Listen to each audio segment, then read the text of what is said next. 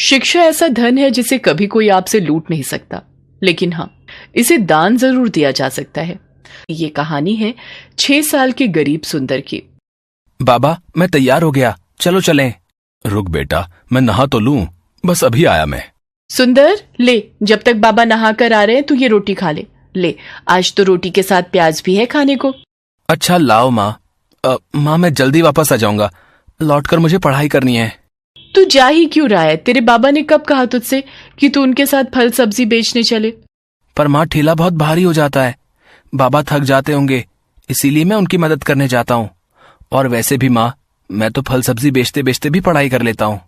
वो कैसे? जब भी कोई बाबा से कुछ खरीदता है तो मैं मन ही मन सारा हिसाब लगा लेता हूँ, वो भी बाबा से पहले।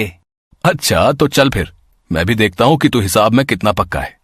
मुझे ये बता कि 20 रुपए किलो के हिसाब से 3 पाव आलू और 40 रुपए किलो के हिसाब से 1 पाव भिंडी के कुल कितने रुपए लेगा तू? आसान है बाबा, 25 रुपए है ना?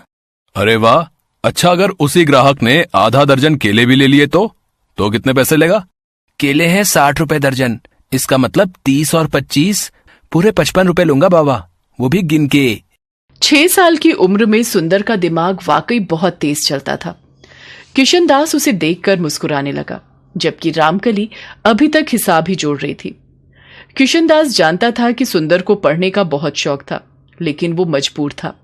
सारा दिन मेहनत करके भी वो बस खाने लायक पैसे ही कमा पाता था। फिर उसी शाम, बहुत भूख लगी है यार, चलना कुछ खाते हैं। मीटिंग बस 10-15 मिनट में शुरू हो जाएगी, इतनी जल्दी कहाँ जा पाएंगे और क्या खा पाएंगे यार? रोहन और विनोद एक मल्टीनेशनल कंपनी में काम करते थे। वो अमूमन चाय नाश्ते के लिए ऑफिस से बाहर आते थे। उन्हें देखकर किशनदास को बहुत अच्छा लगता था और वो हमेशा यही सोचता था कि काश उसका बेटा सुंदर भी एक दिन उनके जैसा ही बड़ा आदमी बने। उस दिन भी यही हुआ। तभी विनोद ने किशनदास का कंधा हिलाकर उससे कहा, अरे भैया, कहाँ खोए हो? केले खिला दो यार, बहुत भूख लगी है। हाँ बाबूजी, ये लीजिए। बाबूजी, आपसे कुछ पूछूं? आप बुरा तो नहीं मानेंगे? हाँ पूछो पूछो। बाबूजी, मेरा बेटा सुंदर, उसे पढ़ने का बहुत शौक है, पर उसे अच्छे स्कूल में पढ़ाने के पैसे नहीं है मेरे पास। अच्छा, तो कुछ मदद चाहिए? नहीं बाबूजी, मुझे पैसे नहीं चाहिए, मुझे तो बस कोई रास्ता दिखा दीजिए जिससे मैं अपने सुंदर को आगे तक पढ़ा सकूं। तुमने राइट टू एजुकेशन का नाम नहीं सुना क्या? क्या है ये? सरकार गरीबों के बच्चों के लिए हर स्कूल में 25% सीटें आरक्षित रखती है, जिसके तहत गरीब बच्चे वहां पढ़ सकते हैं और उनकी फीस सरकार भरती है। विनोद और रोहन की बात सुनकर किशनदास में उम्मीद जगी और फिर किस्मत ने भी सुंदर का साथ दिया। शहर के एक बड़े स्कूल में आरटीआई के तहत सुंदर का एडमिशन हो गया। स्कूल का पहला दिन था और सुंदर बहुत ही खुश था। बाबा, मैं कैसा लग रहा हूँ? बिल्कुल राजा बाबू लग रहा है मेरा बेटा। बाबा देखना, अब मैं खूब पढ़ाई करूंगा और एक दिन बहुत बड़ा आदमी बनकर दिखाऊंगा। जिस स्कूल में सुंदर को सीट मिली थी, वहां शहर के सबसे अमीर घरों के बच्चे पढ़ते थे। इन्हीं में से एक था विकी, जो नामी सेठ सूरजमल का बेटा था। अमीरी के घमंड में चूर विकी हर वक्त बस अपने पैसों की धौंस दिखाता रहता था और अब सुंदर उसका नया शिकार बनने वाला था। अरे वाह, ये क्लास तो कितनी अच्छी है। हाँ फटीचर, देख ले, आंखें फाड़ के देख ले, क्योंकि इससे पहले ना तो तूने कभी ऐसा स्कूल देखा होगा और ना ही ऐसी क्लास। मेरा नाम फटीचर नहीं है, सुंदर है। सुंदर? इसका नाम तो देखो। सुंदर नहीं, तेरा नाम तो बंदर होना चाहिए। विकी की बात सुनकर सारे बच्चे सुंदर पर हंसने लगे और सुंदर की आंखों से आंसू गिरने लगे। लेकिन सुंदर जानता था कि उसे इन बातों पर नहीं, बल्कि सिर्फ पढ़ाई पर ही ध्यान देना है। वो चुपचाप जाकर अपनी सीट पर बैठ गया। फिर कुछ देर बाद, good morning class, today we have 3 new students with us, please welcome them. बेटा अपना नाम बताओ। मास्टरनी जी, मेरा नाम सुंदर है। लो, ये बंदर मिस को मास्टरनी बता रहा है। ये सरकार भी ना अच्छे खासे कॉन्वेंट स्कूल को सरकारी स्कूल बनाकर छोड़ेगी। Vicky, mind your language. Sorry miss. सुंदर, बेटा मुझे मिस या फिर मैम कहो, okay? Okay miss, I will. Very good. तो ऐसा रहा सुंदर के स्कूल का पहला दिन। फिर घर आने के बाद, सुंदर कैसा है तेरा स्कूल? माँ बाबा बस पूछो मत, इतना बड़ा स्कूल, इतना बड़ा मैदान, इतना साफ कि क्या कहूँ, इतने सारे झूले और बहुत अच्छी मास्टरनी, मेरा मतलब है कि मिस। और तूने पढ़ाई की या फिर बस स्कूल ही नहीं हारता रहा? आज पढ़ाई कम हुई माँ। आज शनिवार था ना, तो एक मैडम ने नाचना सिखाया। फिर हम लोग स्कूल के मैदान में खेले भी। सुंदर क्लास में हुई घटना को छुपा गया। किशनदास की आंखों में सुंदर के सुनहरे भविष्य के सपने तैर रहे थे, जिन्हें पूरा करने के लिए सुंदर भी पूरी मेहनत और लगन से पढ़ाई कर रहा था। जबकि बदमाश और घमंडी विक्की स्कूल में हर वक्त उसका मजाक बनाता रहता था, लेकिन सुंदर उससे कभी नहीं लड़ा। ऐसे ही वक्त गुजरता गया और एग्जाम्स आ गए। सुंदर दिन रात बस पढ़ाई में ही जुटा रहा और आखिरकार वो पूरी क्लास में फर्स्ट आया। दूसरी तरफ विक्की को स्कूल के अलावा उसके घर पर उसे अलग से पढ़ाने के लिए ट्यूशन टीचर भी आते थे। इसके बावजूद उसका रिजल्ट बहुत अच्छा नहीं था। स्कूल में हर कोई सुंदर की तारीफ करने लगा। ये देखकर विक्की सुंदर से और भी चिढ़ने लगा, लेकिन उसने मन लगाकर पढ़ाई करने के बारे में कभी नहीं सोचा। ऐसे ही और कई साल गुजर गए। सुंदर और विक्की दोनों ने 10वीं क्लास की परीक्षाएं दी थी और अब उनकी पहली बोर्ड परीक्षा का रिजल्ट आने वाला था। माँ, मैं राम के घर जा रहा हूँ। उसके घर में कंप्यूटर और इंटरनेट दोनों हैं, तो वहीं अपना रिजल्ट देख लूंगा। ठीक है बेटा, भगवान करे तेरा रिजल्ट बहुत अच्छा हो। 10वीं की परीक्षाओं में सुंदर ने न सिर्फ अपनी क्लास में बल्कि पूरे जिले में टॉप किया। सुंदर के लिए हर कोई खुश था सिवाय विक्की के, क्योंकि इस बार भी उसके नंबर बहुत अच्छे नहीं थे। सुंदर को लगातार मिल रही कामयाबी से विक्की के मन में सुंदर के साथ साथ सभी गरीबों को लेकर गुस्सा बढ़ता चला गया। फिर कुछ और साल बीते। विक्की और सुंदर दोनों ही अब यूपीएससी की तैयारी कर रहे थे। दोनों ने लिखित परीक्षा पास कर ली थी और अब बारी थी फाइनल इंटरव्यू की। दोनों का इंटरव्यू एक ही जगह पर था, तो विक्की को देखकर सुंदर ने उससे कहा, ऑल द बेस्ट विक्की। ऐसा है बेटा, तू ये सब नाटक मेरे साथ तो कर मत। आज तक तू छोटे मोटे एग्जाम में टॉप करके अपने आप को तोप समझ रहा था ना। अब देख, ये है असली चैलेंज। अब देखते हैं कौन कितने पानी में है। सुंदर ने फिर विक्की को कोई उल्टा जवाब नहीं दिया और इंटरव्यू के लिए अपनी बारी का इंतजार करने लगा। कुछ ही देर में विक्की को इंटरव्यू के लिए बुलाया गया। फिर इंटरव्यू हॉल में, well mister Vicky, tell me, अगर आप यहाँ के डिस्ट्रिक्ट मजिस्ट्रेट बन जाते हैं तो आप सबसे पहले क्या काम करोगे? सर, सबसे पहले तो मैं ये राइट टू एजुकेशन का ड्रामा बंद करूंगा। क्या कहा? ड्रामा? अच्छा, वैसे आप ऐसा क्यों करेंगे? अरे सर, हमारे पेरेंट्स लाखों रुपए खर्च करके जिस स्कूल में हमें पढ़ाते हैं, वहां ये गरीब और चीप सोसाइटी के लोग हमारी बराबरी करने लगते हैं। बिलीव मी, इससे पूरा माहौल खराब हो जाता है। सरकार ने उन लोगों के लिए सरकारी स्कूल खोले तो हैं, तो उन्हें वहीं तक सीमित रहना चाहिए, मुझे ऐसा लगता है। ओके, इसके अलावा मैं एक काम और करूंगा। ये जितने फालतू लोग अपने ठेले लेकर बेवजह रोड को घेरे खड़े रहते हैं, मैं उनका भी इंतजाम करूंगा। असल में रोड पर इन्हीं की वजह से ट्रैफिक जाम होता है। ओके मिस्टर विक्की, अब आप जा सकते हैं। Thank you sir. One more thing sir, I want to से।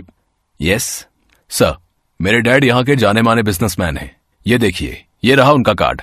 इसका मैं क्या करूं? क्या कहना चाहते हो? खुलकर कहो। I want to say that I know how to manage manpower and deal with that bloody workers. So I think I am the best option for. Okay, you can leave now. Vicky को इस बात का एहसास तक नहीं था कि interview के दौरान उसके हर शब्द से सिर्फ उसका घमंड ही झलक रहा था। अगली बारी सुंदर की थी। इंटरव्यूअर ने उससे भी वही सवाल पूछा जो विक्की से पूछा था। सर, अगर मुझे ये सौभाग्य मिलता है तो मैं सबसे पहले ये कोशिश करूंगा कि राइट टू एजुकेशन के तहत कुछ और सीट्स बढ़ा सकूं।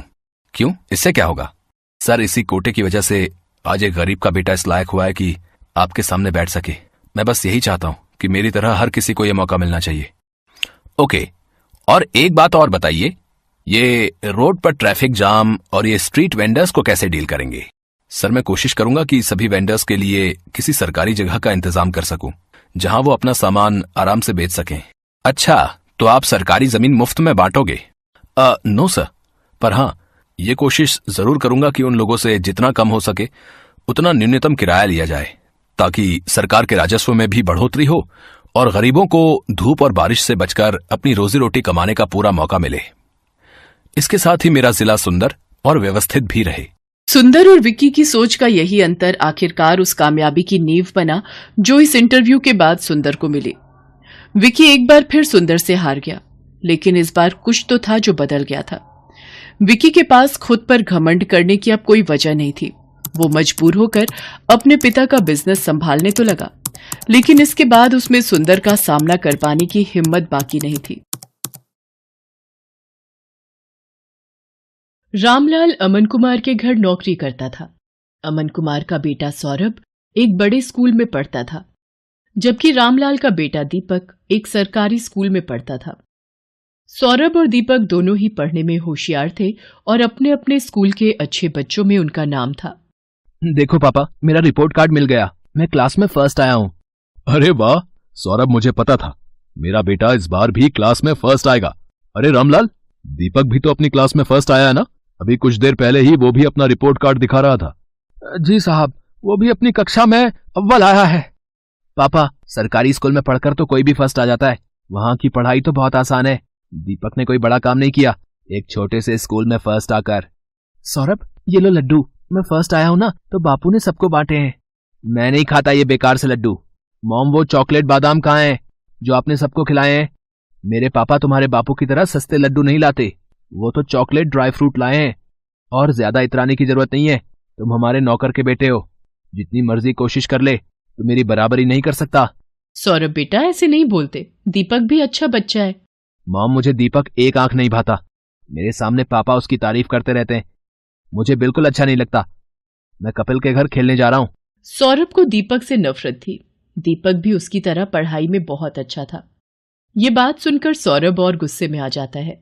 सौरभ कपिल के घर खेलने चला जाता है। क्या हुआ सौरभ, आज तू बड़ा गुस्से में है? मैं दीपक से नफरत करता हूँ। आज मैं जब पापा को अपना रिपोर्ट कार्ड दिखा रहा था तो दीपक ने भी अपना रिपोर्ट कार्ड दिखाया, वो भी मेरी तरह फर्स्ट आया है। फिर तुम ही बताओ, फिर पापा उसकी भी तारीफ करने लगे, वो हमारे नौकर का बेटा है, ये बात मुझे उसे समझानी होगी। अरे तू चिंता क्यों करता है, सब ठीक हो जाएगा। अच्छा सुन, कल दोपहर में सारे दोस्त गेम में पैसे लगा रहे हैं, तू कितने लगाएगा? मेरी तरफ से 200 रुपए लगा दे। अरे तू फिर से अपनी मम्मी के बैंक अकाउंट से 200 रुपए लेगा तो तेरी मम्मी गुस्सा नहीं करेंगी? मेरे पापा बहुत रिच हैं, मेरे पास पैसों की कमी नहीं है। मेरे मम्मी पापा मुझसे कुछ नहीं कहते हैं क्योंकि मैं स्कूल में हमेशा फर्स्ट आता हूँ। सौरभ को गेम पर पैसा लगाने की आदत पड़ गई थी। वो आए दिन अपने दोस्त कपिल और बाकी दोस्तों के साथ ऑनलाइन गेम खेलता और उस पर पैसे लगाता। सौरभ पढ़ाई में अच्छा था, इसलिए उसकी मम्मी भी उसे अकाउंट से पैसे लेने के लिए कुछ नहीं कहती थी। सौरभ, तुमने मॉम के अकाउंट से आज फिर 200 रुपए निकाले हैं। पापा, वो मेरा ऑनलाइन ग्रुप गेम चल रहा है ना, तो उसी के लिए चाहिए थे। अरे मुझे पता है, सौरभ ने मुझे बता दिया था कि वो 200 रुपए ऐड कर रहा है। बेकार में गुस्सा होते रहते हो मेरे लाल पर।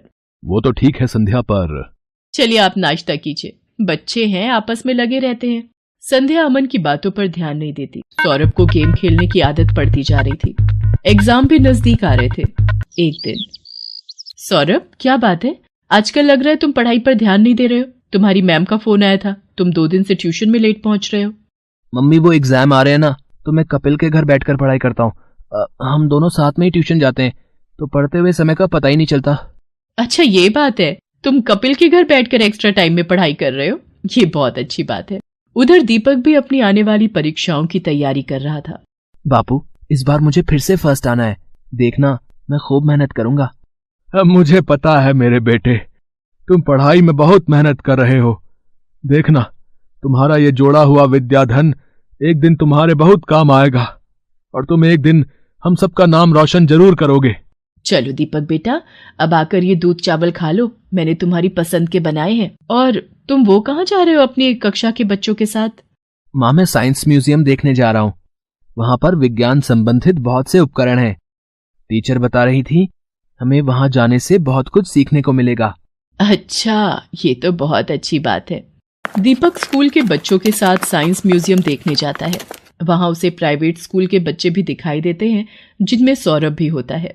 सौरभ, ये तो वही लड़का है जो कई बार तेरे घर पर भी देखा है।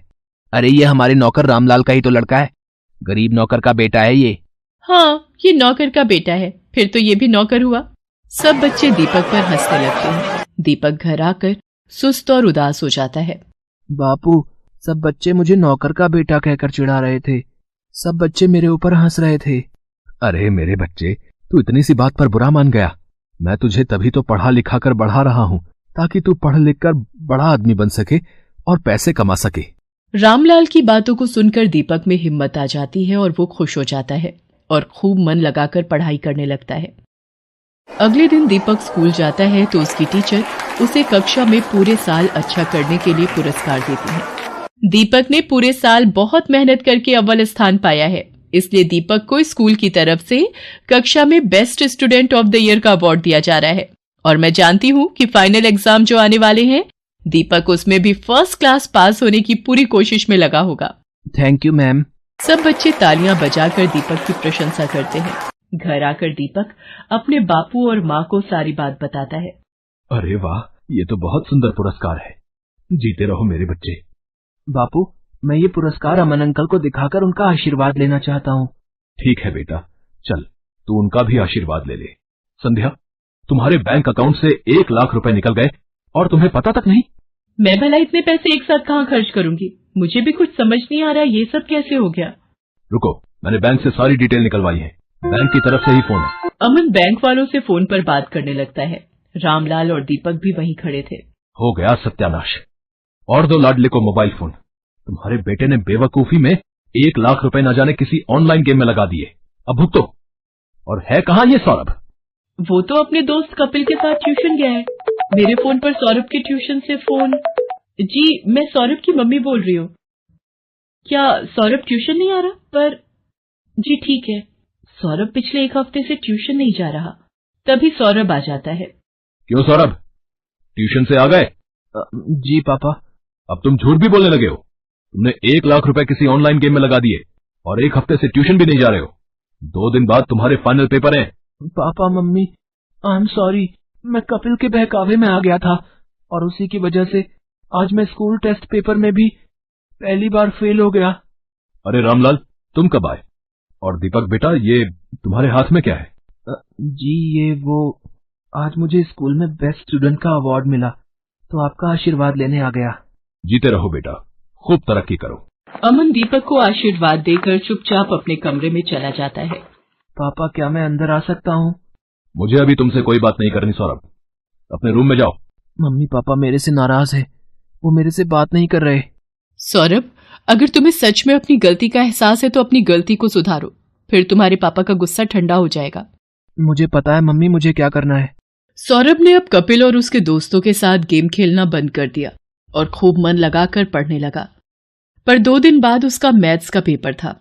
उसने ट्यूशन की बहुत छुट्टियां ले ली थी और उसका कोर्स अभी बहुत बाकी रह गया था। मम्मी, मेरा बहुत सारा सिलेबस अभी रिवीजन के लिए बाकी है, मैं कैसे कर पाऊंगा? कुछ सवाल तो मुझे समझ भी नहीं आ रहे। सौरभ, तुम एक काम क्यों नहीं करते? दीपक की मैथ्स बहुत अच्छी है, उसके मार्क्स भी बहुत अच्छे आते हैं और मैंने सुना है अब तो सरकारी स्कूल की पढ़ाई भी बहुत अच्छी हो गई है और प्राइवेट स्कूल की किताबें और सरकारी स्कूल की किताबें एक जैसे कोर्स की पढ़ाई जाती हैं। मम्मी, क्या दीपक मेरी मदद करेगा? मैंने हमेशा उसके साथ गलत व्यवहार किया है। कोई बात नहीं, पर अब तुम्हें अपनी गलती का एहसास है, ये बहुत बड़ी बात है। रामलाल, दीपक को जरा बुला लाओ, सौरभ को मैथ्स में उसकी सहायता चाहिए। हाँ हाँ मालकिन, मैं अभी बुला लाता हूँ।